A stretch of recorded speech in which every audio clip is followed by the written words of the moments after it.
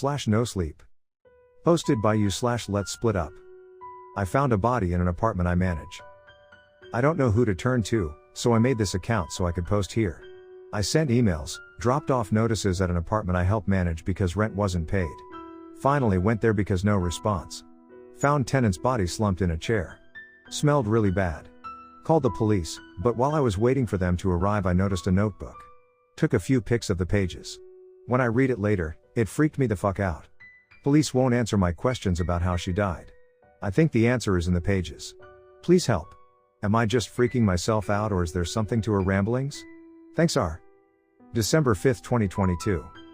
Account of the door. Where is Susan? Why am I trying to title this? Who am I even writing this for? Whoever finds it, I guess. Depending on what happens next. Well, okay. I better start at the beginning. I sometimes have memory problems.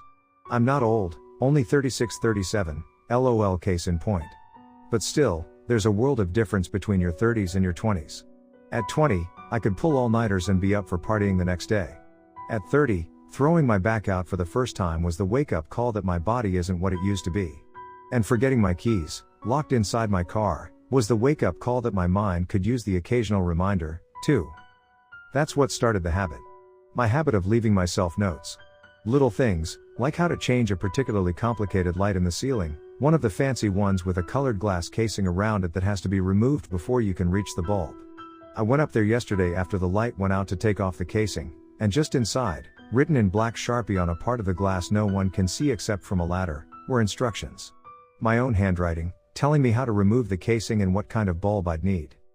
I have no memory of writing these instructions. But I thanked my past self, April 22, 2018, for the foresight. Susan laughed about this habit of mine. Last week I was looking everywhere for the key to my desk drawer, and I caught her in the mirror rolling her eyes as she told me to look on the drawer underside. Sure enough, scribbled on the underside in Sharpie it said August 6, 2022 check Pootie. Pootie is an old stuffed toy, and I always date my notes so I know how long ago I wrote them. The key was tucked inside Pootie's zippered back. Well, I'll be. I muttered as I slid open the desk drawer. I remember you commenting on where to put the key, and you said, I'll put it in Pootie so I don't forget. And since you always forget I insisted you write on the drawer. Oh, yeah. It was pretty embarrassing how right Susan was about my memory. Did you forget why you needed to open the drawer? No, I lied to myself as I half-heartedly shuffled through the jumbled papers as if I were looking for something specific. I jammed the drawer closed and carefully returned the key to Pootie's zippered back. I promise all this is going somewhere. The point is, normally I don't think my forgetfulness is that big a deal, but when I went back to that drawer later on, thinking that if I organized it I'd remember what I'd been looking for, I found a note I didn't remember writing. Well, gee, you're probably thinking, I've already said I don't remember writing most of my little notes. Okay, fair enough.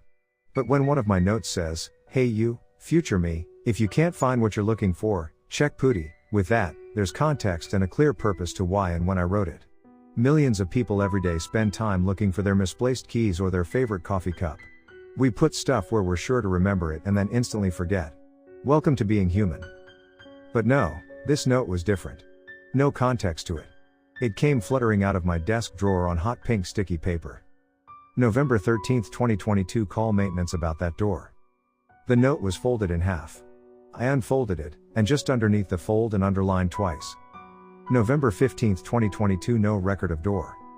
No record of door? What door? Which door did I have to call maintenance about that they had no records of? I asked Susan, but she just shrugged and said, could be any door. It's an old building. Stuff needs fixing all the time. Fair enough. But the note was dated only 2 weeks prior. Even for me, that was an unusual amount of forgetfulness. And what did I mean by, no record? Later that same day, when I put on my comfy cardigan, I found another note crumpled up in the pocket along with chapstick and quarters for the laundry. I pulled out the rumpled note and read. November 16, 2022. November 18, 2022. November 21, 2022. And on the back, boldly underlined. Knocking. It was the knocking that got me really curious. So I went around checking all the doors. Bedroom, bathroom, closets, the creaky old door out to the little balcony overlooking the street. When I didn't find anything, I went in the hallway past dozens of neighbors' doors, all with the numbers in embossed gold flaking away above old keyholes. It's a building that has what I call character and my family calls please move out. A je ne sais quoi of rattling radiators, stained carpeting, and mice scrabbling in the walls. I once read a neat article about how after an old woman passed away, her son went to her apartment and found a decomposing body hidden in her freezer. She'd kept it there for more than 10 years. Honestly, this is just the kind of building that could happen in. Just recently there was an old man on floor 4 who got sick, and no one came in to look on him for weeks, while his body was decomposing just a couple of floors over our heads. Anyway, finding no mysterious knocking, I returned to my unit on the 2nd floor. And then it struck me. What does absent-minded old me do to manage my own forgetfulness? I write stuff down. Duh. I went straight to my desk to check the first place I should have looked. My journal. I flipped back to November, the week before Thanksgiving. I found it. I found the door. I stared at ink sketch lines of concrete brick behind a vague outlined rectangle. On the bottom right corner was a scrawl like a scratched-in face, a yawning face, a screaming face. I don't know. I was still trying to discern whether it was really a face or just an accidental scribble when the journal was snatched out of my hands. Susan ripped the drawing out, shrieking at me, "Can't you just leave it? You left to forget all this, remember? Just forget about the damn door." She tore at the page savagely, frantically, ripping in a frenzy until there was nothing left but tiny rumpled bits. I sat there with my mouth hanging open, heart hammering, sunken into my chair as if I could disappear into it, listening to my heart skip against my ribs like a frightened bird in a cage. "What the fuck?" I whispered finally, reaching down to retrieve the notebook when she was gone. "What the fuck?" Sorry for the profanity. I don't usually swear, but I was worked up and want to record everything accurately. Anyway, after that outburst, I finally remembered what happened before the holiday. See, Susan's blow-up was probably about maintenance. It was already hard enough to get them out to the building, never mind the added barrier of what they considered my prank calls. Only, my calls to them were never a prank. I called a few times right before Thanksgiving to report strange sounds behind this door in the basement. I might have called twice. 3 times? The memory is all a little hazy, because right before the holiday was so busy and stressful. My last call to building maintenance before I left for the holiday went something like this. "Maintenance, you found a door in the basement, and someone was knocking?" Me, that's right, knocking. Maintenance, it was probably just pipes. Me, no, it definitely wasn't pipes. It was knocking. Like someone wanting me to open the door. And, this is going to sound crazy but I thought I heard a person in there. It sounded like someone was crying. Maintenance, okay sure. Me, no don't hang up. They stopped taking my calls after that, and I considered going down and opening the door myself with some sort of tool, but Susan told me, "Don't. What if you got it open only to get stuck inside?" Then she told me that if I was really convinced a human being was inside, instead of bugging maintenance, I should call the police. She was really stressed that with all my calls, the next time we had a real emergency, maintenance wouldn't come out. It was a big deal for her. See, it was because maintenance had been unable to come out right away that she was the one who'd gone up to floor 4 to check on the old man a few weeks ago, and, well, it sort of traumatized me. Anyway, she was upset at the idea maintenance might essentially blacklist my unit, so she basically gave an ultimatum: either call the police, or forget the door stuff. I was about to leave for Thanksgiving with my family, so I could just use the trip as an opportunity to drop the matter. I considered. In all honesty, I had very little evidence there might be an actual person stuck behind this door. What would I show the police? My sketch of a basement door with a scary face that I drew? Then tell them I thought I heard noises down there? They'd chuckle condescendingly, and say something like, "Not to worry Miss Marple, I'm sure whatever sounds you heard were just old pipes." And because I have no backbone, I'd just blush and awkwardly agree, and then we'd all be embarrassed for me.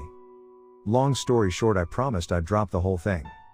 And to be honest, being away from this creaky old building over the holiday, I really did forget completely about the door stuff. Until I found the sketch. It was the sketch that brought it all back. Weird though, isn't it? How thoroughly I forgot it in such a short time. I remember perfectly now. I remember sitting in front of the door with my pen and scribbling the outline in the brick. But while I was away, it was almost like, somehow, leaving had smudged my memory. Almost like a half-forgotten dream nightmare. Anyway, after Susan's dramatic outburst, I was more curious than ever. I had to see this door. So I did the only thing I could do in order to know for sure. I went down to the basement. It sits tucked away in a corner at the end of a hallway, A narrow metal rectangle with rusty patches, the steely gray blending right in with the gray concrete of the walls. If I hadn't been specifically searching for it, I might never have seen it, that's how unobtrusive it was. And in the bottom corner, even more fuzzy and abstract than my drawing, were scratches and dents along the metal that, if you are an imaginative person, you could see as a screaming face. Given the dust on it and the walls and how it was almost invisible, I guessed it was an old storage closet. After a few minutes of exploring, but finding no way to open it, I knocked on the door. It was almost like knocking on solid brick. Nothing. Not even an echo. Tap. Right then, just as I was turning back to head up the stairwell, the soft sound of that tap stopped me. I looked back, frowning. "Hello?" I called. Silence. Must have been my imagination. I was about to walk away when I swear I heard a faint moan behind me, so soft I might have imagined it. And then the unmistakable sound of weeping, and though the sound was muffled by the door, I distinctly heard it say, "If you open the door, you invite it in." Creepiest fucking thing. It spoke in Susan's voice. December 6, 2022. I haven't moved from this chair. I keep hoping for Susan. She's still missing. I keep hoping, if I just go about my business acting like everything is normal. If I go into work and put on a smile and go through the motions like everything's okay, maybe somehow it will be. Everything will go back to normal. Susan will come back. Stop. Okay, I'm going to pick up where I left off. This won't make sense to whoever's reading unless I tell it in order. So, I was down in the basement. I heard what I thought sounded like Susan, but it couldn't have been her, couldn't have been. I know because I was looking at the clock and it was after work started when I went down checking on the door. But I knew her voice. I wasn't sure how she could be in two places at once. I had chills all up my arms and along my spine as I bolted the 3 flights back up to my unit, slammed the door, threw myself into my chair and slouched there, waiting all evening. Susan never came back from work. The next day, was it Thursday? Friday? I called into work and asked after her. They told me she hadn't been to work in weeks, not since before the holiday. So this morning, I called maintenance again. And before they could hang up on me, I told them that it was a real issue this time, that I'd found a pipe had burst. That there was water leaking all over the floor. From where? The maintenance guy asked. Resisting the urge to say, from the door with the face, I described the general area in the basement and said I'd show him when he arrived. In fact, there really was water puddling around the basement floor, albeit because I spilled it there myself earlier. And after this, there will be a record of the door in the maintenance office. Ha! So. Anyway, I met the maintenance guy, some new guy named Ryan, not our usual cranky one. And I led him to where the puddle I'd spilled was, and he was like, "What door?" And like, the door was right there, he was looking right at it, and I traced my finger along the outline and he kind of did this little blinking thing and a shake and laugh and said, "Oh, that door." Then he scrunched his face and said, "Didn't even know it was here." Then he mopped up the water and waited a few minutes, and he said, "I think must have just been a spill. I'm not seeing any more water seeping out." "Wait, you're not going to open it to make sure?" I almost said, to make sure that no one's trapped in there, but caught myself and said instead, to make sure there's not still something leaking? He told me that he was just an assistant manager filling in, and that Manny, who usually works this building, was out until Thursday, and that Manny knows the ins and outs of this old place better than he did. He said he'd call a plumber if it was an actual emergency, and to let him know if I noticed more water, but for now he'd make a note of it. Boom boom boom. The sudden banging made me jump. And he looked down at me funny and said, "Oh, it's just the pipes." And when I asked if pipes are usually that loud, he shrugged and said, "Sometimes." Made me wonder if we'd heard the same thing. I asked, "Do pipes ever moan? Like? Almost like crying?" He laughed, but it was obvious he was starting to suspect I was either a little off my rocker or pranking him. Especially after I knocked on the door and said, "Yoo-hoo, anybody in there? Susan? You playing a trick on us in there?" My knuckles felt as if they'd rapped against solid concrete. There wasn't even an echo. The management guy gave this kind of awkward chuckle and said, "You definitely shouldn't be hearing any voices coming from there. Except maybe if you've eaten some funny mushrooms." He grinned at his own joke. As we headed back upstairs, he told me to call if I noticed another leak in that same spot by the wall. December 8, 2022. Time seems like it's just slipping past. No one but me has noticed Susan's disappearance. No one has made the least bit of fuss about it. Her work called a couple of times last week, but they've obviously assumed she just quit. I tried calling them today again to ask about her, and they told me to stop making prank calls and hung up on me. Throwing out some old, wilted spinach made me think about the old man. I don't know how the spinach got so old so fast. I swear I bought it just yesterday, or maybe the day before. I don't know. But it was slimy and had that rotting vegetable smell as if it was in the fridge forever. I should talk to Susan about doing some shopping. Really, I think maybe I scared her, talking about the door. Obsessing over the knocking. It might have reminded her of what happened a couple of months ago with the old man on floor 4. It was Susan who found him. The old guy. I'd seen him once or twice on the stairs. Our building is from long before the Ada, no elevator, and I remember Susan worrying about him having to climb up and down so many flights all the time. She offered to help him with his groceries and things like that so he didn't have to make the trip up and down so much. I don't remember his name. Gary? Gregory? Anyway, so this old man hadn't been seen for a while. And I guess Susan worried whether he was doing all right or not. She went up to visit him and decided to go get him some groceries because his fridge was empty and he was looking really thin, like he hadn't eaten properly in a while. He smelled bad and he was acting dissociative, I think was the word she used. He kept saying strange things, was obviously pretty muddled. He kept asking her where's Gregory? And she'd tell him, you're here, you're right here. And he'd just wring his hands and ask her where Gregory had gone. Creepy, right? I sure thought so. But Susan worried because he was so thin, she thought he hadn't been eating. She asked him if he needed help with groceries, and he said he hadn't had much appetite since Gregory left.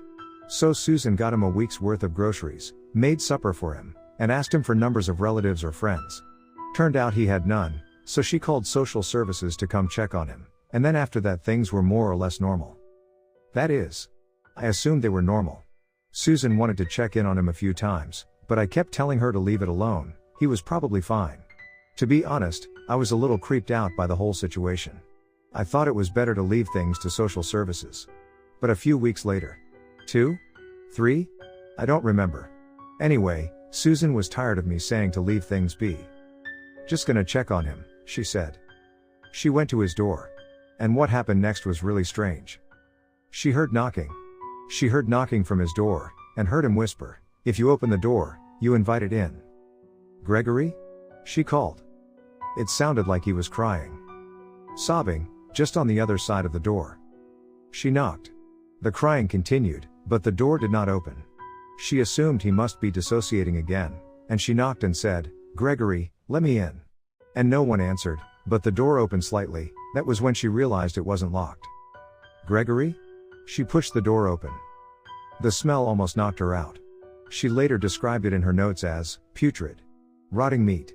Piss and shit in this fetid, horrible, sour smell like old unwashed skin and like meat you'd left in a container and forgotten about. It was the stench that made her realize something was horribly wrong. She called police, and waited outside the door for them to arrive. But before they got there, she held her breath and poked her head in, just once. And she saw, there in the living room seated on a chair, a perfectly still figure slumped and motionless. She couldn't see anything of his eyes. His head was tilted back over the chair. Somehow she knew his mouth was open and his eyes were glassy, and that he was dead, had been dead for days. That he'd died there in his living room sitting in that chair. Remnants of the supper she'd made for him 2 weeks earlier were still on the table. Police said he had starved to death, even while leaving the fresh groceries to rot on his counter. She kept thinking, if she'd checked on him sooner. Anyway. So now, this door stuff, knocking, and Susan's voice. It has me terrified. Where has Susan gone? But whenever I try to tell anyone about it, they get annoyed and act like I'm pranking them. I don't know what to do. December 9, 2022. I can see the outline of the door so clearly now. I'm not sure how I ever thought it hard to see before. It's never silent anymore, either. Last time I was down there, I heard Susan, and another voice. A quavering old man's voice. Both of them crying softly. As soon as I got near and whispered, Susan? A horrible racket started up. They were banging loudly, begging me to open the door. Screaming. I saw something else I'd missed, too. The door has a handle now. Let us out, please open it please. I fled. December 10, 2022. I called maintenance and got the actual maintenance guy, Manny. I tried to show him the door. Susan and Gregory, they were screaming the whole time, and he just looked at me like I was bonkers and told me it's not a door, just a blank wall. I even tried to convince him to hook his fingers around the handle and pull, but he told me it was just a dirty crack in the mortar and he wasn't going to stick his fingers in. Then he said I needed help and left. I don't know what to do. I don't know what to do. I came back to my room and, because the apartment is so filthy, it's usually Susan who keeps things organized and keeps me organized, I started cleaning out the desk drawer again. And I found another note. It was written on an old receipt, but it caught my notice because I didn't recognize the handwriting at all. It was a spidery, shaky script, as if the pen was held by someone with very unsteady hands. It read, "If you open the door, you invite it in." I turned over the receipt to see when this note had been written, and got a chill because the receipt was from months ago. And it wasn't Susan's. It was Gregory's. Did she invite something in, when she found that old man dead? December 14th, 2022. I went down and mudded and painted over the door today. I ignored the screams, it's in my head, right? No one else can see the door, so it must be in my head. So I just mudded over the door and the screams and then waited for it to dry and then painted it all the same flat gray. I also mudded over the handle, so there's no possible way to open it anymore. Only once I painted over it, and got back upstairs into my own apartment, did I realize how bone weary I was. And filthy. I called Manny again. He's sick to death of me, I'm surprised he picked up. He actually sounded less cranky with me this time. More just concerned. I told him I painted over the door. That I mudded over everything. I just needed to talk to someone. Sorry. I hope it doesn't cause much trouble. I just didn't want to see it anymore. The paint wasn't a perfect match, but the color is pretty close. I hope that's okay. Okay, Susan, he said. Okay. Thank you for telling me. I frowned. Susan's not here. I think she's behind the door, I know. Okay. Look, don't worry about the paint. I'm off work soon, I'll come over and take a look and make sure it's all mudded over properly and everything. You just promise me you won't go down to the basement again, okay? There's no reason for you to be down there. I felt myself bristling, because he was talking to me as if I were some sort of child, or as if I'd gone senile. I glowered into the phone, but relaxed a bit as he said that he was going to be at my apartment that evening just to check up on things in my unit. It made me feel strangely better, even though I knew he was still thinking of me as some crazy lady who should be sleeping in a padded room. I thanked him and hung up. Looked around my place. God, it was a mess. Without Susan to clean, the pile of dishes had been sitting in the sink growing fuzz for. Honestly, I don't even remember the last time I had a meal. At some point I'd filled water around the dishes, but it was fetid, new forms of life evolving from the primordial soup. Pretty gross. Not to mention I hadn't showered in. Well, my clothes still had paint on them and felt as if they had crusted to me. And since I didn't want Manny to think I was both crazy and filthy, I figured I'd best make an effort to at least correct one of those things. I hauled myself out of my chair and changed my clothes, then went into the kitchen, shuffling toward the looming dishes with a leery eye. I was in the middle of draining and refilling the sink with soapy water when Manny arrived. Boom boom boom. Coming. I called, turning off the water and shuffling to the door, opening it with, "Thanks so much for calm." The words died in my throat. There was no one outside. I stepped back, panicked. I realized that I was standing in the basement. There at the bottom of the door was a face. The face I'd sketched in my drawing. Screaming. I recognized it now. It was my face. Screaming from the bottom of the door I'd just opened. I don't know where I am now. It's dark. There's nothing here, no food or water. The notebook is still in my lap, but it takes so much energy to write. I think this will be my last entry. I can't leave. The door won't open. I try banging but no one hears me screaming. More and more, I'm starting to suspect I am actually in the basement. I'm in the door. The one I mudded and painted over. And maybe that's why no one can hear me. I know it sounds crazy but I think when I open the door, I somehow enter the basement. Is Manny still coming? I don't think he'll find me in the basement. I've been pounding the door. No one answers. It took Gregory. It took Susan. It took Susan. It took Susan. Posted by you/Let's Split Up. I almost died for a bagel today. Is this the right place to post about a brush with death? I feel like you guys on this Reddit can appreciate it, even if there's no ghosts or tragedies. 10 minutes ago I stepped out of an elevator. I was supposed to die when the cable snapped. I don't know whether to laugh or, should I be looking over my shoulder the rest of my life, waiting for the other shoe, or elevator, to drop? Let me explain. Last night, I took a lift. Didn't notice anything out of the ordinary at first. The driver had a smoker's rasp, floral pastel shirt, lined spider webbing around her beady eyes. Think your kooky aunt who wears too many rings and keeps a stash of vodka in her glove box. We were talking about making the most of life since you never know how long it'll be, and she chuckled and said, "Well, actually, I know exactly how long your life will be. Your death, I can see it right in your eyes. Anyone's. Except my own, of course. A mirror's no good. Has to be the real thing. You can see my death. In my eyes?" I sputtered, incredulous. "Sure. Okay. So how do I?" "Before you ask, I gotta warn you, nothing you do can prevent it." "Nothing?" "Nothing," she said, with smug certainty. "But how do you know?" "'Cause I know." Seeing my skeptical stare in the rear view, she said, "Take the guy I picked up last year. He was flying home to Minnesota. He asked me to tell him, so I said, your car's gonna skid on the ice in a terrible snowstorm and you die in the crash. Now, this guy, he's not like you think I'm talking nonsense. But he's a believer. He takes what I say dead serious, get me? So what's he do? He gets a separate home for the winter. Stays out of Minnesota. Overwinters in San Antonio. They get maybe 5 inches of snow a decade. He figures he's safe. But he wasn't? Remember last year? What took out the power grid in Texas? I did remember when she mentioned it, the freak winter storm that caused power failures all across Texas as temperatures plummeted. Funny thing, his car in Minnesota had good tires and handled the snow well. But in San Antonio, he wasn't prepared for it. She shrugged. I read his obituary. May he rest in peace. Though he won't. Before I could ask what she meant by this ominous remark, she went on, then there was the guy last week. What happened to the guy last week?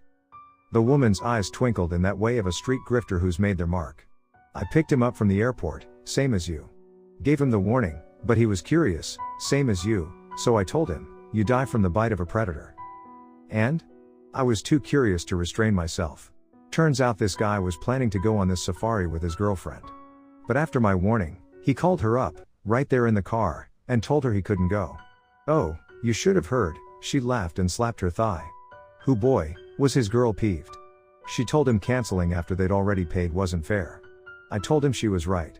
He'd better not cancel. Might as well just go on that safari. And did he? I asked, riveted. Did he go and get eaten by a lion? Nope. She went alone. There was a sly glimmer in her eye. He stayed home and looked after his girlfriend's cat. The cat bit him. He thought it'd be fine with just some peroxide and rest. Killed him in a day. No way, I said. How could a little cat's bite kill a grown man? I didn't believe her, but she told me to look it up, so I did. And there was the story from last week, in local news. I was horrified. Cat bites can turn deadly in a matter of hours if they become infected. I put my phone away. Geez, I said. For a few minutes I was silent, contemplative. He shouldn't have agreed to watch the cat. If it were me, I'd have avoided all animals. Even a rat can be a predator. Smart, you. She tipped her head toward me. But don't matter. It's like I told the soccer mom yesterday, the one who's gonna die of rabies, there's no way to avoid what I see. Why not? I challenged. What if the soccer mom locks herself in a room for the rest of her life and never has any exposure to nature? I knew this wasn't a logical course of action, of course. But hypothetically. If she did that, she'd be safe. Nope. Nope? How nope? You're saying even in secure isolation somehow some rabid animal would break in, bite her, and give her rabies? Nah, you're thinking too extreme. It's a lot simpler than that. It's always the simple thing. Listen, she was in the car yesterday with me, yeah? And just like you say, she said she was going to avoid all nature and live in the city and never leave her enclosed high-rise building. But I told her it wouldn't help. Then I gave her some water. And I told her funny thing is about rabies, you can get bitten by something with tiny fangs, like a bat, and not even feel it, you don't even know you've been infected. And you might not get sick until, 5, 6 weeks, even months later. Of course the symptoms of rabies look a lot like flu at first, but as it progresses there's delirium, agitation. And of course the most distinguishing symptom is with water, that's why they call it hydrophobia, aversion to water. See, it spreads through saliva, so the rabies virus makes it so you can't swallow. Now the woman, she hadn't touched her bottle. She was looking more and more agitated. She'd been kinda feverish looking since before she got in my car. And I told her, She might be thinking she's just feeling a touch of the flu and it hurts her throat if she tries to choke anything down, but the thing about rabies is, there's no treatment once the symptoms show. Sure, there's a vaccine, but you gotta get it immediately, right after exposure. Cause during that long incubation period, it's spreading all through your body, so that by the time you start showing symptoms, you're already dead. I sat silent, appalled. I looked at the water bottle I'd been offered by the driver and that I had already sipped from, and set it down. This whole business about rabies sounded horrific. You said she was in here yesterday? The driver chuckled. You think I'd give you a used bottle? Come on, now. Besides, it's not how you die. How do I die? I said, the words out of my mouth before I could stop them. To my surprise, she didn't hem or haw anymore. You die because the elevator cable snaps. I die. Because the cable snaps? That gave me pause. My building does have an elevator. I use it every day. I live on the 10th floor, so climbing the stairs isn't feasible. I considered my options. Immediately, I found myself thinking about moving to a single-story building or some other location where my traveling in an elevator wouldn't be necessary.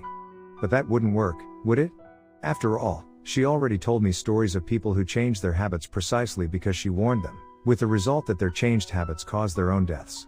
In fact, the more I thought about it, the more it seemed there was always a catch to her warnings.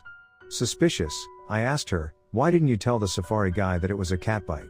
A little more clarity and he might still be alive. Her lips curled at the corners, and I swear I saw tiny horns in her mess of dark hair, and she said, well son, there's rules to these things, you know. I tell the truth. It's up to you to interpret it. Who makes the rules? I asked. But the car screeched to a halt. She tapped her nose. Think this is your stop, she said. I hadn't even given her the building address, just the general neighborhood name. But here I was. I paid her and got out, and she zipped off before I could ask more questions. Later I contacted Lyft, but they didn't have a driver matching her description or any record of the ride that picked me up. Well, what would you have done? I marched my suitcase over to the elevator and pushed the button. I wasn't about to carry that damn suitcase up 10 flights of steep stairs. I reasoned that, instead of trying to outmaneuver her predictions, I'd pretend not to know about my death due to snapped elevator cable. Pretending was hard, though, given the knowledge was already in my brain. I almost fainted when I crossed the threshold, dragging my suitcase into that wobbly, janky old elevator. Every creak and clank sent my heart plummeting. The 60 seconds it took to reach the 10th floor felt as if they stretched on for 60 years, and I was nearly sick on myself when the doors finally opened and I stumbled, pale and shaking, to my flat. Research helped me feel better about my situation later. See, unlike rabies, which really does leave you dead if you're showing symptoms, or a cat bite, which really can kill you, an elevator plunging you to your death is more of an urban myth. There are backup cables and brakes, so that despite what you see in the movies, it's essentially impossible for you to go plummeting. I spoke to several elevator technicians, and they all assured me there's no way for me to die from a snapped cable, short of having a heart attack. And now that I know that, my panicking and dying by heart attack is a lot less likely. And here comes the bagel that I mentioned in the title of this post, which nearly cost my life. See, I didn't really need to go out today. But around lunchtime, I craved a bagel. So, I took the elevator. I punched in the button for the lobby. I was already imagining what kind of toppings I'd order from the corner bagel shop. No sooner had the doors closed than there was this horrible clang, and the elevator dropped. I was suspended in the air. My heart stopped. My stomach, I left it hovering somewhere on the 10th floor. I cursed all my research and the elevator technicians who'd lied to me. Then my body slammed into the floor as the elevator car jerked to a halt. I'd only dropped maybe a few feet? The brake saved me. And though my heart was hammering like the wings of a hummingbird, I think the fact I knew the elevator car couldn't fall prevented me from being as petrified as I would have been otherwise. I'm proud to say that I was quite calm as I waited for emergency services to get me out. They're still repairing the elevator, and despite my anxiety, I plan to ride it again once it's fixed. Gotta keep on pretending like the cable hasn't got it out for me, right? Ha. Because see now, I've proven it is safe. So sorry this tale doesn't end in the grim or ghostly, but what a wild ride, eh? And I never even got my bagel. Guess I'll get it now. Figure I deserve it after all that. The elevator's probably not operational yet, so for now, it's the stairs. Cinnamon raisin or everything?